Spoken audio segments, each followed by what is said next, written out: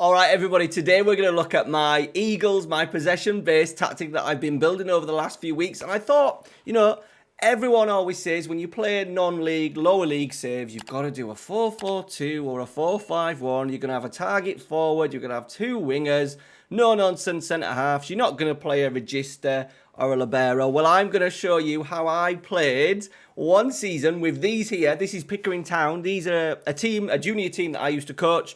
They are now in the 9th tier of English football. They're predicted to finish 19th, so second bottom.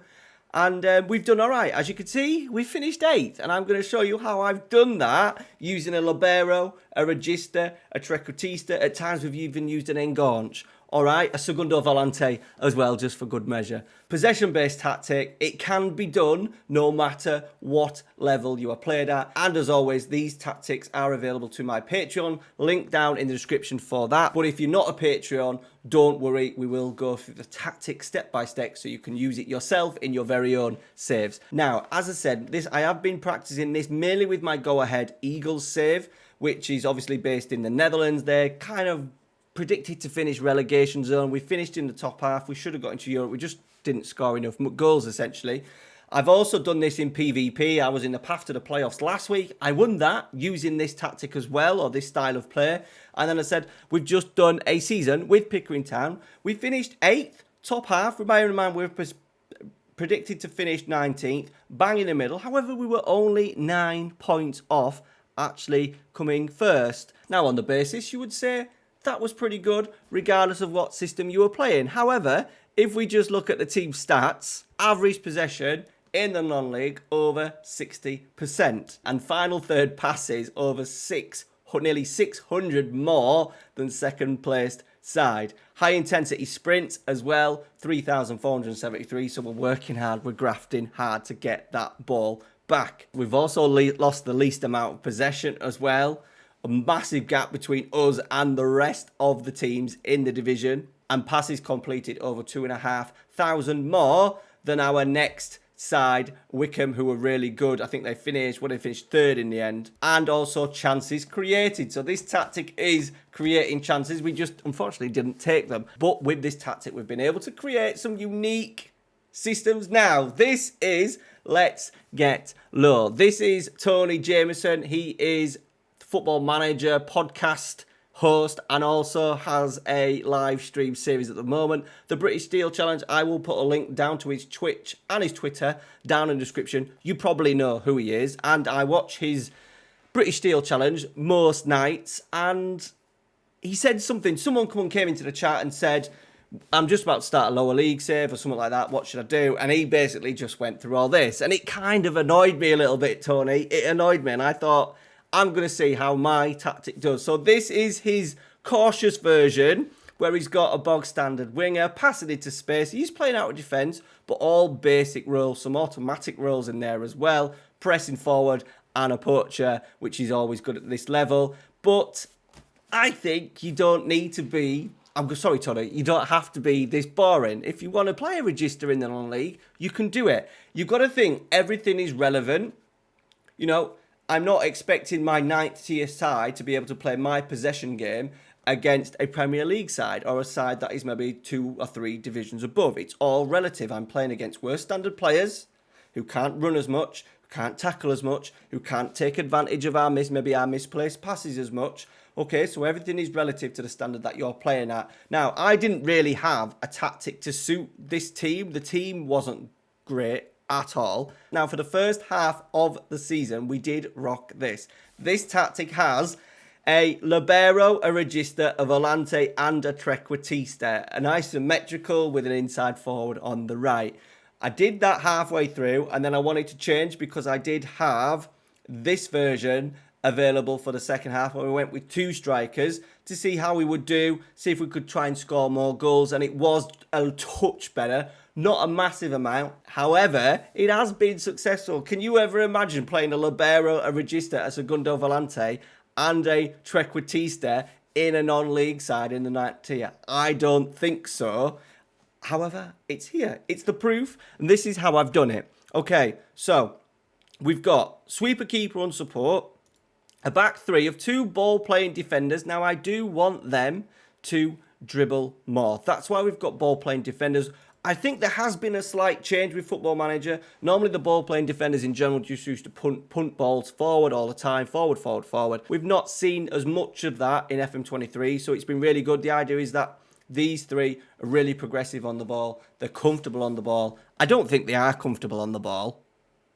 If we just look at Jamie Thornton, passing 8, that's fair, that's not bad. This is Eddie Cast, this is my libero. I used to teach him when he was younger. He's now nearly 20, he's now nearly 30. He has passing of 5, and he has been my libero, and he's got an average rating of 7.36.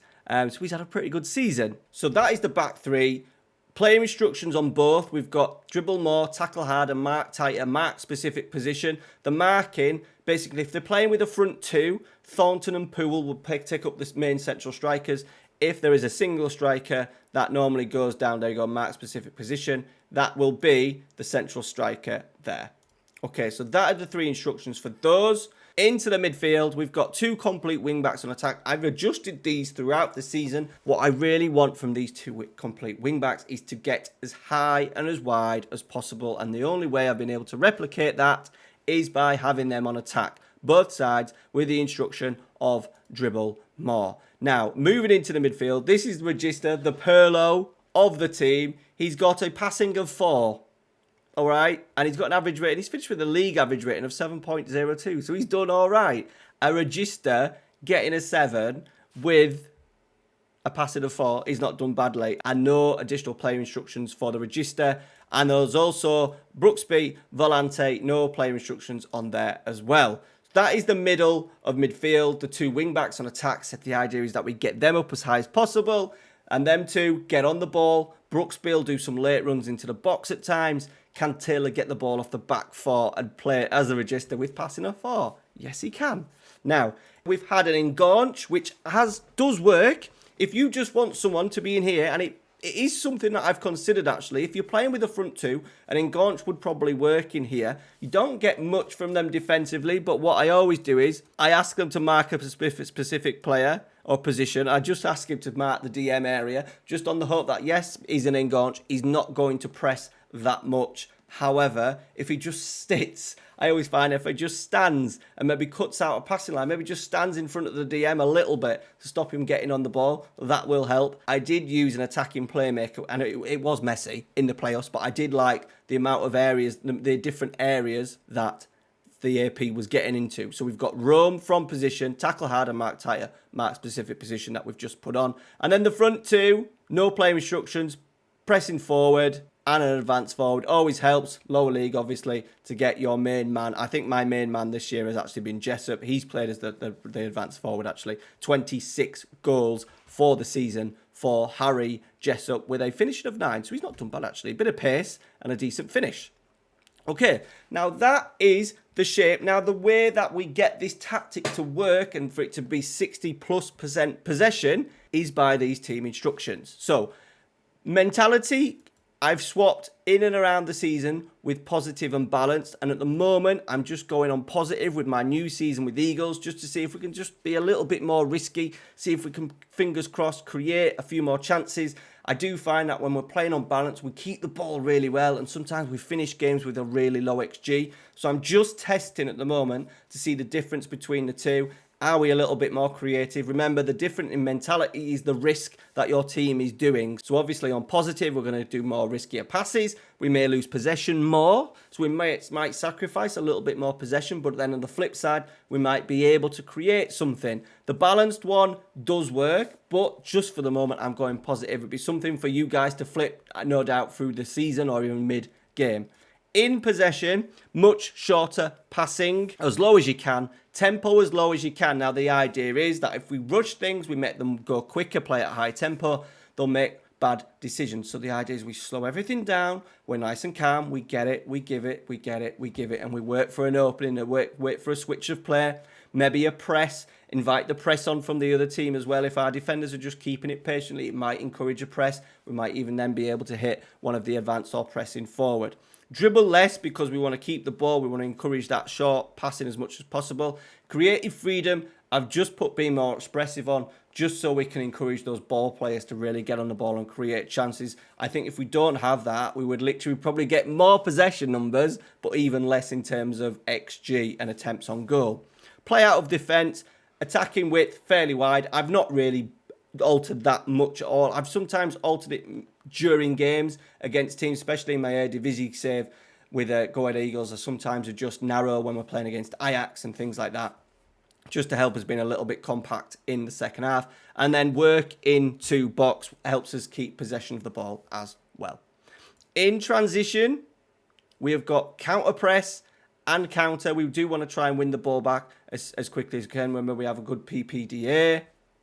What was our PPDA again? Second best in the league, 2.97. So that is pretty damn good. So that's why we've got that on. We're impressed. Obviously, as well, we've got 2 strikers as well. So it's important to use them as much as we possibly can in terms of getting the ball back. Goalkeeper in possession, I've asked him to slow it down. I do find sometimes when you ask goalkeepers to kick, rush and distribute quickly, they'll just hit it long first time. This gives him the opportunity to get the ball down, to assess his options, I find a little bit, and then we're asking him to distribute to the centre-backs only, not distribute to the flanks or the playmaker. We've got 3 in there, and basically with that 3, and the 2 in front, we're getting to create that overload. So if they do want to press us, it's really easy to work the ball between them and then play out the sides and play out to the wing backs. Out of possession, high line, high press, more often trigger press, but not going too crazy.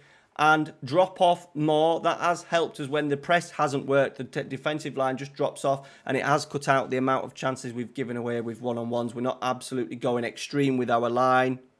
We're not going much higher, just higher with a high press. And then we're trapping outside on the hope that the ball is then shifted out to a fullback. We move across, either a wing-back goes and engages, or one of the central strikers goes and engages, and everyone shuffles across. Okay, that is the tactic. Let's go and just have a little look of how it looks in the match engine. Okay, and from here, there's our 3 defenders marking 1. Well, not marking 1, but holding back. But we are going to see Thornton then get into the game, so he gets involved. This is our ball-playing defender, look, getting involved, helping out the complete wing-back. We've now got an overload in there.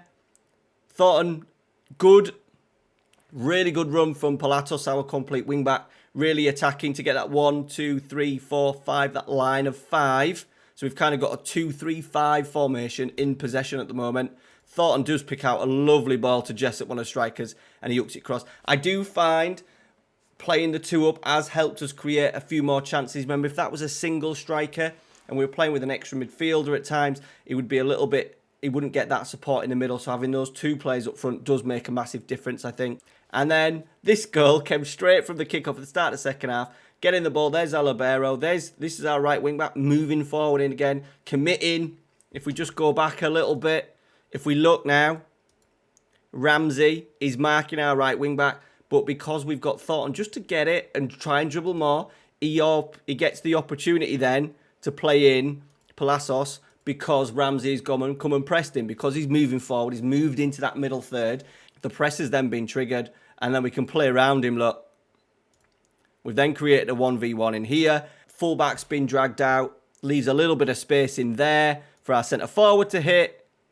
To be fair, this is an absolute worldie of a pass at the 9th tier, but we'll take it because of the build-up that we've created before that. And then looking at the pass map from the game, as you can see, there's the back 3. We've got the left wing-back getting extremely high, Brad Mills on that side. The right wing-back, Bruno Palatos, not as much, but he was key in a couple of those goals. There is Jamie Thornton, 122 passing contributions. He was very busy playing it into the Segundo Volante and Palacios. Remember, we created a couple of goals with these 2 working together. The Regista and the Volante quite close together, which is good. The Regista not wandering too much. I think there's a big scare of having a Regista in there, but I think when you play as a double pivot, and as someone as aggressive as Volante, it actually does work quite well. We've got 3 in there supporting as well behind. So there's that opportunity for the Regista to get in those little half spaces a little bit. And the advanced playmaker, Dexter Ball, as you can see, is in a really good position. I think he's in a position there where he can really help out the midfield. He's going to be able to pick up that DM who's maybe floating around, helping them progress the ball up the pitch. And then the 2 strikers, my only thing would be for the strikers, pace, power, decent finishing, at this level, you'll be golden. Get 2 strikers up there, one to work the left channel, one to work the right channel. The register, hopefully, you'll find a couple of passes. You'll be able to get crosses in the box from the wide men, and hopefully that advanced playmaker will get into a couple of decent areas in and around the penalty area. Now, there you go. That is the tactic. As I said, Patreons, it is now available for you to download. We have got version 3, the latest one, just so you're aware. The latest version is V5, and the first version using an inside forward and a trequartista. The difference, we'll talk about the trequartistas and the enganche in a video coming very, very soon, and what to play in here as a number 10. All right, guys, thank you very much for watching. It's a tactic video, but I just wanted to prove to the world that I could get it working at a 9th tier of English football, and I've done that. All right, go plug it in. Let me know how it does for you. Check out the Discord, put something in the comments, and make sure you follow the Eagles save, where we're really developing these tactics over the season. It's this at the moment, but it may not be in a couple of weeks' time, so make sure you follow the series videos every Wednesday and Sunday evenings. All right, guys, take care. Thanks for watching. See you later.